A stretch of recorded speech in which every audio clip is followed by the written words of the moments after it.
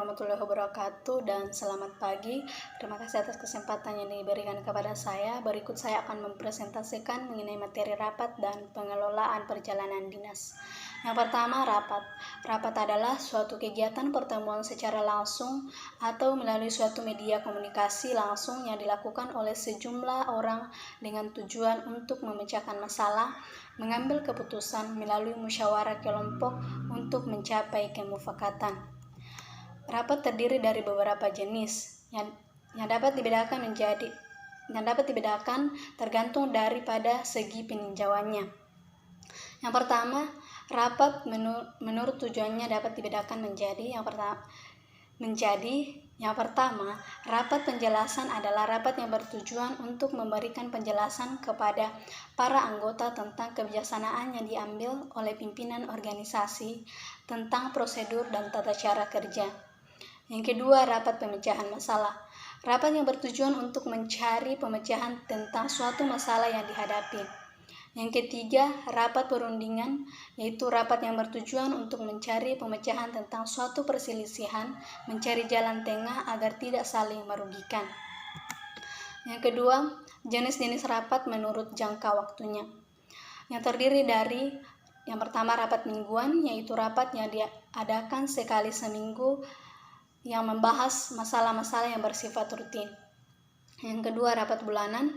Rapat yang diadakan sebulan sekali untuk membahas hal-hal yang terjadi pada bulan lalu.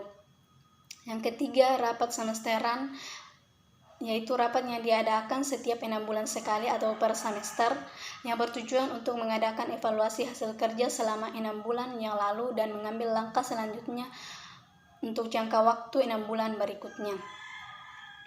Dan yang terakhir yaitu rapat tahunan. Itu rapat yang diadakan sekali setahun, misalnya rapat Dewan Komisaris dan RUPS. Yang ketiga, jenis-jenis rapat menurut frekuensinya, yang terdiri dari yang pertama, rapat rutin, rapat yang ditentukan waktunya mingguan, bulanan, maupun tahunan. Yang kedua, rapat insidental, yaitu rapat yang tidak berdasarkan jadwal, tergantung pada masalah yang dihadapi. Biasanya rapat ini diadakan apabila masalah yang dihadapi itu sangat urgen dan harus dipecahkan bersama. Yang keempat, jenis-jenis rapat menurut sifatnya. Yang pertama, rapat formal atau rapat resmi, yaitu rapat yang diadakan dengan suatu perencanaan terlebih dahulu. Yang kedua, rapat informal atau rapat tidak resmi, yaitu rapat yang diselenggarakan tanpa rencana yang matang dan timbul secara mendadak. Yang kelima, jenis-jenis rapat menurut pasal yang dibicarakan. Yang pertama, yaitu seminar rapat yang diadakan dengan maksud untuk membahas masalah yang berisi pedoman-pedoman pemecahan masalah tertentu yang bersifat ilmiah. Yang kedua, diskusi atau diskusi panel rapat yang diselenggarakan untuk mendiskusikan suatu masalah yang biasanya diadakan oleh orang-orang yang dianggap ahli dipimpin oleh seorang moderator. Anggota panel biasanya terdiri dari 5-7 orang anggota. Yang ketiga yaitu simposium. Simposium mirip dengan rapat panel karena pembicara sedikit-sedikitnya ada dua orang, tetapi simposium dapat membahas persoalannya lebih formal. Yang keempat, musyawarah pertemuan khusus yang dihadiri oleh sekelompok orang yang bergerak dalam bidang kerja sejenis, masanya lebih terbatas. Yang kelima, forum atau sarasehan terbuka, yakni kesempatan berbicara oleh praktis setiap orang mengenai praktis setiap persoalan, tidak bermaksud untuk merangsang dan mengemukakan pemikiran baru. Yang keenam, konferensi pertemuan atau rapat yang biasanya diadakan antara negara oleh kepala pemerintah atau pimpinan pemerintah. Yang ketujuh yaitu kongres. Kemudian yang keenam, jenis-jenis rapat menurut pengunjung. Yang pertama, rapat terbuka, yaitu rapat yang diselenggarakan secara terbuka untuk umum dan siapapun dapat menghadirinya. Yang kedua, rapat tertutup, rapat yang diselenggarakan khusus dihadiri oleh orang-orang tertentu saja. Kemudian hal-hal yang perlu dipersiapkan dalam rapat. Yang pertama, memesan ruang rapat. Adapun tugas yang berkenaan dengan ruang rapat adalah yaitu mencatat tanggal rapat, agenda pimpinan dan agenda sendiri. Kemudian menentukan jumlah calon peserta yang diundang. Bila pertemuan akan berlangsung di hotel atau gedung pertemuan, aturlah pasangan ruang dengan pihak yang berwenang. Bila pesanan ruangan langsung lewat telepon atau lisan, hendaknya dipertegas dengan menggunakan rapat. Mempersiapkan acara rapat, menyusun daftar acara, membuat undangan dan pemberitahuan kepada anggota, mengumpulkan bahan-bahan pelengkap atau dokumen, mengatur peralatan rapat, dan membuat notulen. Kemudian istilah-istilah yang sering digunakan dalam rapat. Yang pertama yaitu moderator atau chairperson, yaitu pemimpin rapat yang mengatur jalannya rapat agar lancar dan sukses serta membacakan kesimpulan rapat.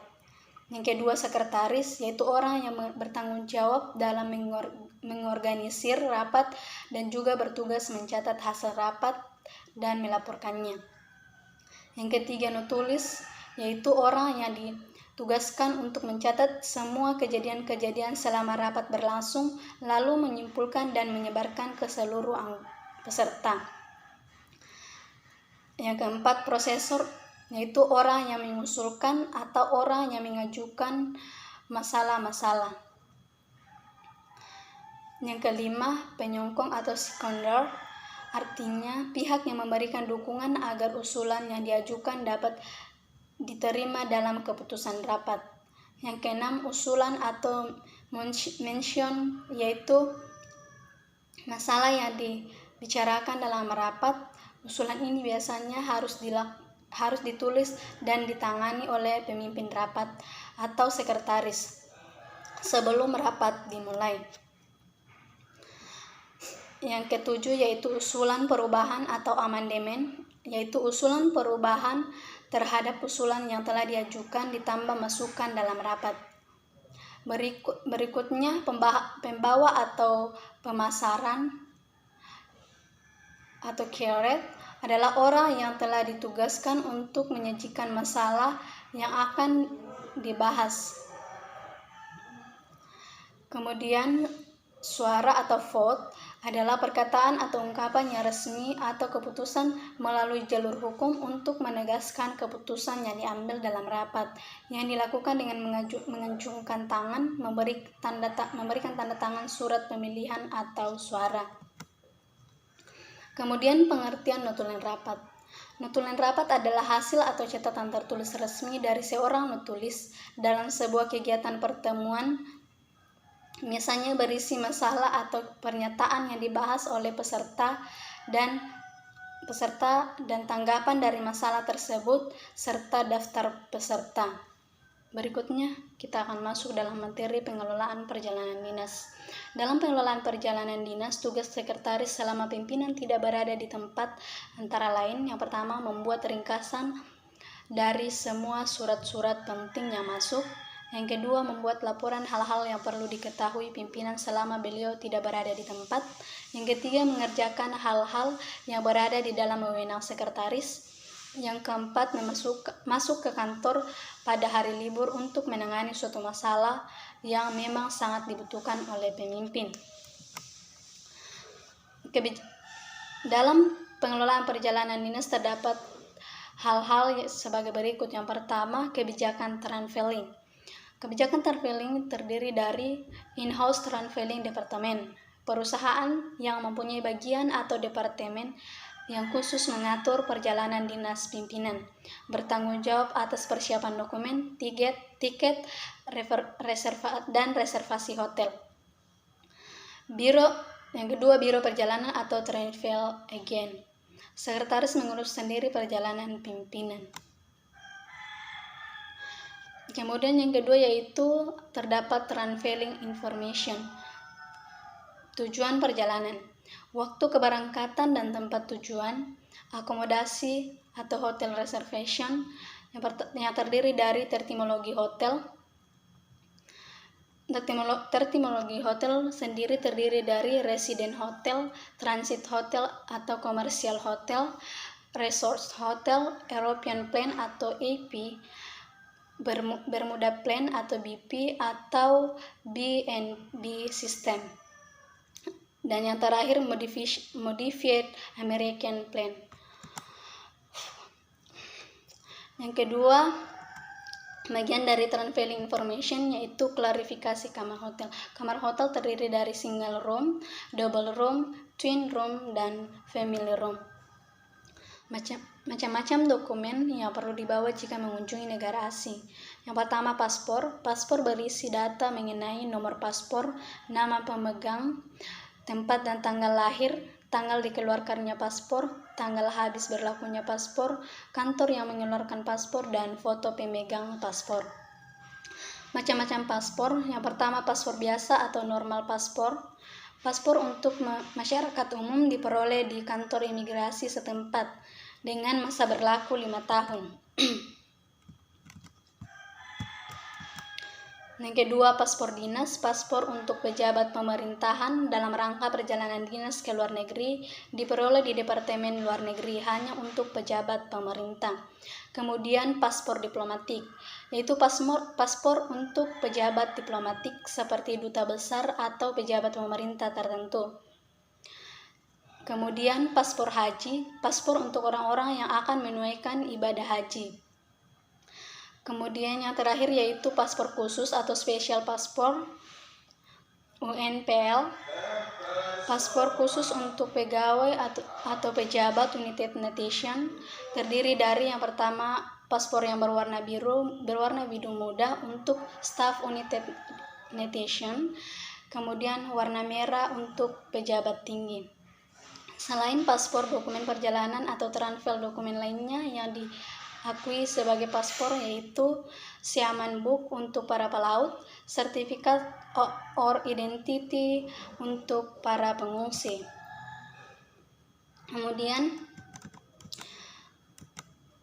exit permit yaitu izin meninggalkan negara tempat tinggalnya untuk bepergian ke negara lain untuk sementara waktu. Yang ketiga yaitu surat keterangan fiskal, surat keterangan pembayaran pajak yang diwajibkan pemerintah terhadap warga negaranya yang akan berangkat ke luar negeri. Yang keempat, sertifikat kesehatan atau health certificate. Yang kelima yaitu visa. Syarat-syarat untuk mendapatkan visa yang pertama memperlihatkan paspor yang masih berlaku, sudah mempunyai exit permit, sudah mempunyai tiket untuk pulang pergi ke negara yang dikunjungi, membawa uang secukupnya, dapat memberikan alamat tempat menetap dan surat garansi dari perusahaan, mengisi aplikasi form, dan membayar uang yang telah ditentukan oleh kedutaan, dan menyerahkan pas foto sebanyak yang diminta. Macam-macam visa terdiri dari visa transit visa. Visa yang diberikan kepada penumpang yang singgah atau transit pada suatu negara maupun pada suatu kota di negara tertentu. Yang kedua, tourist visa, visa yang diperuntukkan untuk orang yang mengadakan perjalanan untuk tujuan pariwisata. Yang ketiga, business visa, visa yang diperuntukkan bagi travel yang akan mengadakan kunjungan bisnis atau urusan dagang lainnya. Kemudian official visa, visa yang diberikan dari pejabat resmi dari suatu negara yang diberikan secara gratis sebagai tanda persahabatan antara kedua negara sesuai kelasiman tata cara dalam hubungan internasional. Kemudian diplomatic visa, visa yang diberikan kepada duta konsul perwakilan dari suatu negara yang patut diberikan penghargaan dan penghormatan atas dasar hukum dan kebiasaan dalam pergaulan diplomatik internasional. Kemudian imigran visa, visa yang diperuntukkan bagi mereka yang tergolong dalam kategori imigran, yaitu orang-orang yang mengadakan perjalanan ke negara yang bersangkutan dan berkeinginan menetap di negara yang bersangkutan. Kemudian tiket pesawat terbang atau air ticket. Selanjutnya, custom regulation, peraturan kepabeanan, terdiri dari sekretaris perlu mencari custom regulation di negara yang akan dikunjungi oleh pimpinan. kemudian bigage atau bagasi, dan yang terakhir trip van atau kenti. Baik, demikian materi mengenai rapat dan pengelolaan perjalanan dinas. Kurang lebihnya mohon dimaafkan. Assalamualaikum warahmatullahi wabarakatuh dan selamat pagi.